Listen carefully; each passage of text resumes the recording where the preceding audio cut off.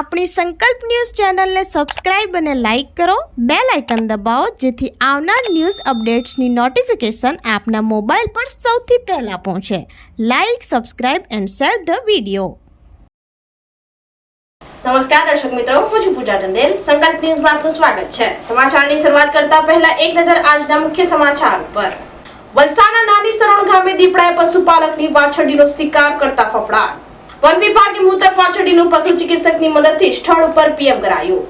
વલસાડ પંથકના વિવિધ ગામોમાં દીપડાની હાજરી અને દીપડા દ્વારા અબોલ પશુઓનો શિકાર કરવાની વધુ એક ઘટના પ્રકાશમાં આવી છે. ત્યારે વલસાડના નાની સરોણ ગામે આવેલ તાઈફળિયામાં આજરોજ વહેલી સવારે ત્રાટકેલા દીપડાએ આ વિસ્તારમાં રહેતા નિલેશભાઈ મોહનભાઈ પટેલ નામના પશુપાલકના કોઠારમાં પ્રવેશ કર્યો હતો. દીપડાએ કોઠારમાં બાંધેલ એક વાછરડીનો શિકાર કરતા વાછરડી મોતને ભેટી હતી. ઘટના બાબતની જાણ વલસાડ વન વિભાગને કરવામાં આવી હતી. વન વિભાગે મૃતક વાછરડીનું સ્થળ ઉપર પીએમ કરવાની કાર્યવાહી પશુ ચિકિત્સક ડોક્ટર દિવ્યાબેન પટેલની મદદથી પૂર્ણ કરી હતી. વલસાડ વન વિભાગની ટીમ ઘટના સ્થળે પહોંચી તપાસ કરતા દીપડાની હાજરીના પુરાવા મળી આવ્યા હતા. વલસાડ વન વિભાગની ટીમે દીપડાને જબ્બે કરવા પાંજરું ગોઠવવાની તજવીજ હાથ ધરી છે. નાની સણોણ ગામમાં દીપડાની હાજરીને પગલે ગામના પશુપાલકો સહિત ગામમાં રહીશોમાં ભારે ફફડાટ ફેલાયો છે. ત્યારે આ જ વિસ્તારમાં 2 દિવસ પહેલા દીપડાએ સાયકલ ઉપર જઈ રહેલા વ્યક્તિ ઉપર હુમલો કર્યો હતો, જેમાં બાઇક ચાલક દ્વારા સાયકલ ચાલક વ્યક્તિને બચાવી લેવામાં આવ્યો હતો. વન વિભાગની ટીમે દીપડાને પકડવા માટે પાંજરું ગોઠવવાની તજવીજ હાથ ધરી છે.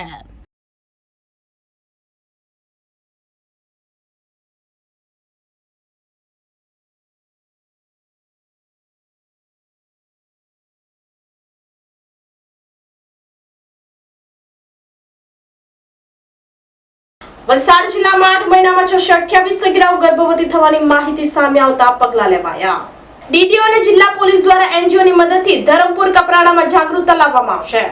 વલસાડ જિલ્લામાં ચાલુ વર્ષે એપ્રિલથી નવેમ્બર સુધીમાં કુલ 19,678 સગર્ભા મહિલાઓએ અલગ અલગ હોસ્પિટલમાં બાળકોને જન્મ આપ્યો છે, જે પૈકી 628 સગીરાઓએ બાળકોને જન્મ આપ્યો છે. વલસાડ જિલ્લામાં આવેલા આદિવાસી વિસ્તારમાં રહેતા પરિવારના સભ્યોમાં ઓછી જાગૃતતા અને જાણકારીના અભાવને લઈ લગ્ન વગર લિવ ઇન રિલેશનશિપમાં રહે છે, જેને લઈ સગીરાઓ સગર્ભા બની જતી હોય છે. ગત વર્ષે 584 સગીરા પ્રેગ્નેન્ટ થઈ હતી અને ડિલિવરી દરમિયાન 2 સગીરા મૃત્યુ પામતા વહીવટીતંત્રના ધ્યાને સમગ્ર ઘટના આવી હતી, જેને લઈ વલસાડ જિલ્લા કલેક્ટર નેમેશ દવે, ડીડીઓ અતિરાગ ચપલોત અને એસપી ડોક્ટર કનોરાજ વાઘેલાના માર્ગદર્શન હેઠળ સગીરાને ગર્ભવતી બનાવતી અટકાવવા એનજીઓની મદદ લેવામાં આવી હતી. ધરમપુરના 45 અને કપરાડાના 20 ગામો મળી 65 ગામોમાં યુવક અને યુવતીઓની કમિટીની રચના કરી સગીરા અને યુવકો તેમજ ગામના લોકોનો જાગૃત કરવામાં આવી રહ્યા છે. સમગ્ર ઘટના વલસાડ જિલ્લા કલેક્ટર, ડીડીઓ અને એસપીના ધ્યાને આવતા જિલ્લા વહીવટીતંત્રે 65 ગામોમાં શ્રીમદ રાજચંદ્ર આશ્રમ અને લોકમંગલમ નામની એનજીઓની મદદ લઈ કુલ 65 ગામોમાં યુવક યુવતીઓની સમિતિની રચના કરી હતી. આ સમિતિઓ દ્વારા આદિવાસી પટ્ટામાં આવેલા ગામોમાં 19 વર્ષથી નાની ઉંમરની સગીરાના લગ્ન પ્રથા બંધ કરવા સ્થાનિક લોકોમાં જાગૃતિ કરવાની કામગીરી કરી રહ્યા છે. સગીરા ગર્ભવતી બને તો હાલ તેને સમયસર સારવાર મળે અને ડિલિવરી સમય યોગ્ય તકેદારીઓ રાખવામાં આવે, જેથી સગીરા માતાનું મૃત્યુ अटकावी सकाई. आप सब विदित हैं कि धर्मपुर कपराड़ा खास करके जो हमारे आदिजाति विस्तार आता है, ट्राइबल विस्तार आता है, वहाँ पे सोशल कल्चरल एनवायरनमेंट की वजह से माइनर गर्ल्स का प्रेग्नेंट होना, उनका डिलीवरी होना और डिलीवरी के दौरान दुखद डेथ होना ऐसा सामने आता रहा है. 2 क्वार्टर्स पहले जो हमारी कलेक्टर साहब की अध्यक्षता में मैटरनल डेथ रिव्यू मीटिंग होती है, उसमें भी ये आंकड़े सामने आए थे. पिछले साल 584 ऐसी टीनेज प्रेगनेंसी रजिस्टर हुई थी, जिसमें से 2 की डेथ भी हुई थी. कारण जानने पे हमें मालूम पड़ा कि लेट जब मालूम पड़े हमको या फिर जब वो सामने से आकर आकर हमको नहीं बताते और उनकी सेंसिटिव वेट के कारण उनकी अच्छी जगह डिलीवरी नहीं हो पाती है, तो उसकी वजह से डेथ के चांस ज़्यादा हो जाते हैं. तो तब से हमने एक स्ट्रेटेजी बनाई कि सिर्फ एक तंत्र के माध्यम से उन तक पहुँचेंगे तो ये काम नहीं बनेगा, क्योंकि सोशल कल्चरल उनकी मान्यताओं का और उनका वर्षों के कल्चर का इसमें प्रश्न रहता है. तो हमने जो उस क्षेत्र में काम करती हुई एनजीओज़ और ऐसी जन जागृति वाली और हेल्थ की जो एनजीओज़ हैं, श्रीमद राजचंद्र हैं, लोकमंगलम चैरिटेबल ट्रस्ट खोबा है, उनके साथ में मिलकर हमने प्रोग्राम बनाया कि वो गांव-गांव जाकर ऐसी कमिटीज़ बनाएंगे और अवेयरनेस फैलाएंगे. तो उन्होंने बुयू कैंपेन एक चालू किया लोकमंगलम चैरिटेबल ट्रस्ट ने. तो 45 गांव धर्मपुर के और 20 गांव कपराड़ा के 65 गाँव में ऐसी कमिटीज़ बनाई गई. कमिटीज़ का मीटिंग करके उनको सेंसिटाइज किया गया.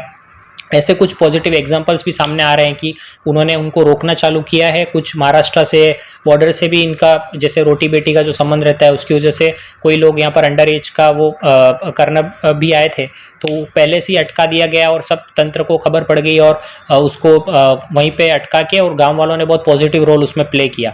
ધરમપુરની શ્રી સ્વામિનારાયણ ગુરુકુળ શાળામાં all India open karate championship યોજાઈ। ધરમપુર તાલુકાના માલનપાડા ખાતે આવેલ શ્રી સ્વામિનારાયણ ગુરુકુળ શાળામાં all India open karate championship 2024નું આયોજન કરવામાં આવ્યું હતું।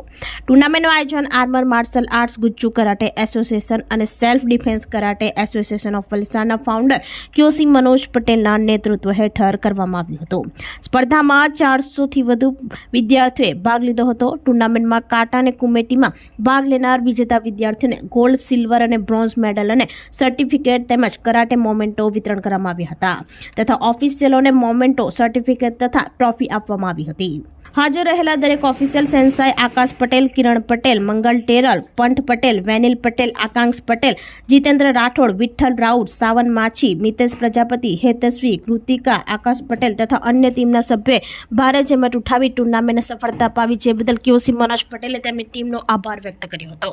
અંતે ક્યોસી મનોજ પટેલ અને એમની ટીમે શાળાના ટ્રસ્ટી આચાર્યનો આભાર વ્યક્ત કર્યો હતો।